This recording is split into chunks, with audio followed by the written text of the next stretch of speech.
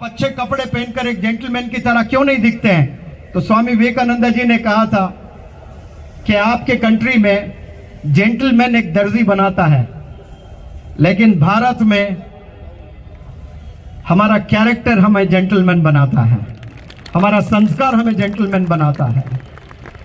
तो ये कैरेक्टर अगर हमने बनाना शुरू कर दिए हैं तो समझना कि हमारे सारे प्रॉब्लम्स सॉल्व हो चुके हैं। आज कोई स्कूल्स में, कोई कॉलेजेस में, कोई यूनिवर्सिटीज में कैरेक्टर का कोई सब्जेक्ट नहीं है। और मैं पेरेंट्स को पहले कुछ चीजें एड्रेस करना चाहता हूं, फिर वक्त अगर मिलता है मुझे तो स्टूडेंट्स को भी एड्रेस करूंगा इंशाअल्लाह। वो पेरेंट्स को इसलिए करता हूं, वो जाहिर सी बात है वो रिलेटेड फिर बच्चों से ही है। आप शेखुल हदीस हैं, आप फजीलतुल शेख हैं, आपसे मिलने दुनिया के कोने कोने से लोग आते हैं, फिर भी आपका बच्चा बिगड़ सकता है। वो कैसे बिगड़ सकता है? जब 10th और 12th के बाद कॉलेज में जाता है, 40 बच्चे होते हैं क्लासरूम में, वो 40 बच्चों में आपका लड़का जो दोस्ती करता है या आपकी लड़की जो दोस्ती करती है वो 3 बंदियों से ही दोस्ती करती है। पूरे 30 दोस्त नहीं होते उसके, 3 बच्चे ही बड़े यार होते हैं उसके।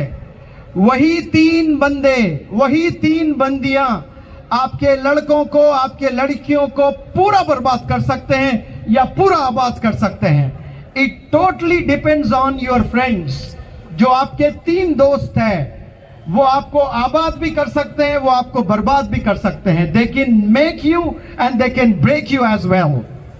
तो ये वालिदैन को बड़ा फिक्रमंद होना है कि वो 3 बंदे जो भी हैं उनका कैरेक्टर कैसा है, उनके वालिदैन कैसे हैं, क्या वो 5 वक्त नमाज पढ़ते हैं, क्या वो सिगरेट से दूर है, क्या वो गंदे कामों से दूर है, कि उसके 10th में कितने मार्क्स आए हैं, प्रीवियस जो कॉलेज में पहला यूनिट टेस्ट हुआ है उसमें उसके क्या मार्क्स हैं। ये वालिदैन को बराबर रोजाना चेक करते रहना है।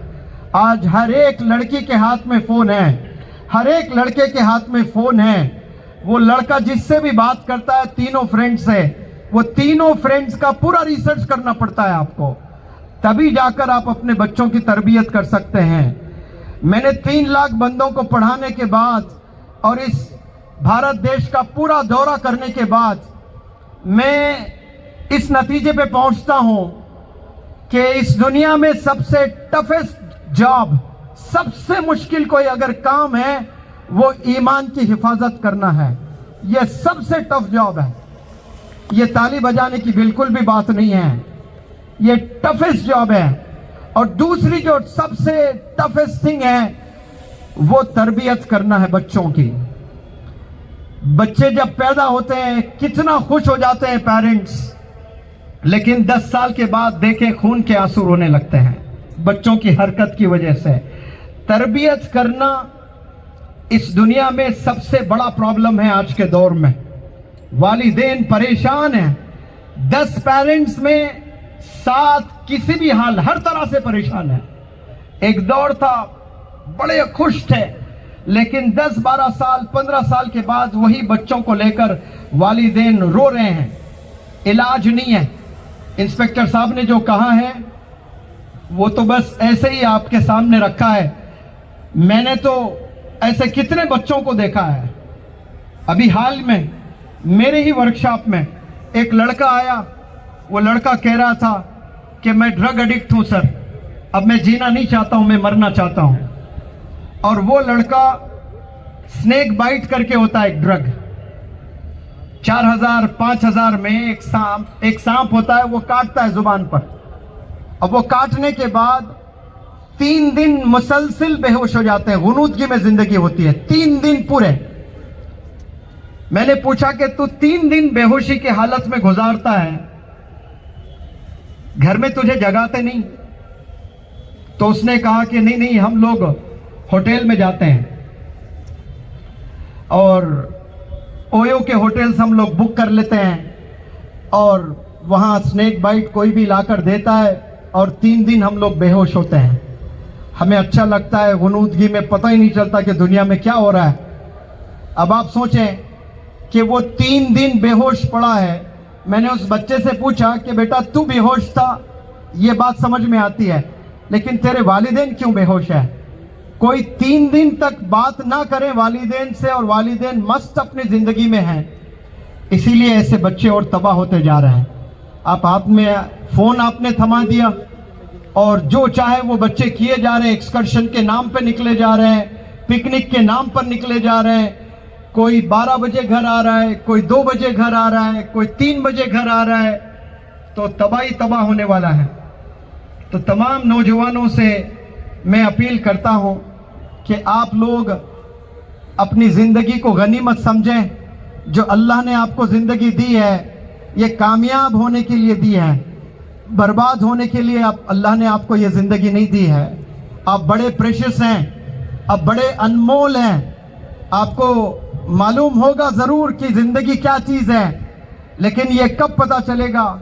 जब आप 30 साल 40 साल को जाकर आप जिंदगी को देखते हो, तब आपको पता चलेगा कि ये जिंदगी कितनी मुश्किल है। तो ये जो दोस्त की बात मैं कह रहा था कि 3 दोस्त होते हैं, ये तमाम अम्मियों को, ये तमाम अब्बुओं को ये आज से इस मिशन पर लगना चाहिए कि मेरे बेटा, इसके 3 कौन बच्चे दोस्त हैं, मेरी बेटी, इसके 3 कौन सहेलियां हैं। उसका इंस्टाग्राम जाकर देखें, वो किन से चैटिंग करते हैं, वो कैसी चैटिंग करते हैं। मेरे यहाँ तो बच्चियां भी कुछ आती हैं, बुरखे में उंगलियां नहीं नजर आती हैं, आईबॉल्स के अलावा कुछ नजर नहीं आता है। लेकिन बाद में हमें पता चलता है कि एक एक लड़की 10-10, 20-20 बच्चों से चैटिंग कर रही होती है। वो वालिदैन को पता ही नहीं होता है। मस्त जिंदगी वालिदैन गुजार रहे हैं। मेरी बेटी ऐसा कर ही नहीं सकती है, क्योंकि वो रोजाना नमाज पढ़ रही है। नमाज पढ़ना एक अलग चीज है, लेकिन जो शहवत होती है ना जवानी में, वो एक अलग चीज है। वो तमाम गुनाह करा देती है। आग, मोबाइल फोन आग है। आप अपने बच्चों को आग हाथ में दे रहे हो और चाहते हो कि जले ना, ये हो ही नहीं सकता। इस आग से आपने बचाना है। टेलीविजन जो होता ना, पहले घर में टीवी बहुत देखा करते थे, तो टेलीविजन हॉल में हुआ करता था, तो हॉल में बैठकर सब लोग देखा करते थे। मोबाइल अपने बेडरूम में यूज करने लगे हैं सब। अब क्या यूज करते हैं किसी को नहीं पता है। वालिद को नहीं पता कि 12 साल का नौजवान बच्चा क्या देख रहा है मोबाइल में। 12 साल की नौजवान बच्ची मोबाइल में क्या देख रही है, उसकी अम्मी को भी नहीं पता है। इन चीजों पर आपने बहुत गौर करना है, मेहनत करना है, तभी जाकर आप ये कौम को बचा पाएंगे, नस्ल को बचा पाएंगे। वरना ऐसे बर्बादी की ओर ये कौम जा रही है, इमेजिन, आप तसव्वुर भी नहीं कर सकते हैं। इतने परेशानियां फोन के लिए। मेरे पास माएँ आकर रो रो कर कह रही हैं कि ये मेरी बेटी है 15 साल, मेरे सीने पर छुरी लेकर बैठकर मुझे धमका रही है कि मार दूंगी अगर फोन ना दे तो। और वालिद से कह रही है कि देख लो, अपने बेगम से कह देना, मैं इसका खैर नहीं है, ये अगर फोन नहीं देती है मुझे। वालिद से ये जुबान से बात कर रहा है। अब बताएं वो क्या संसार करेगी, वो जाकर क्या हस्बैंड की रिस्पेक्ट करेगी।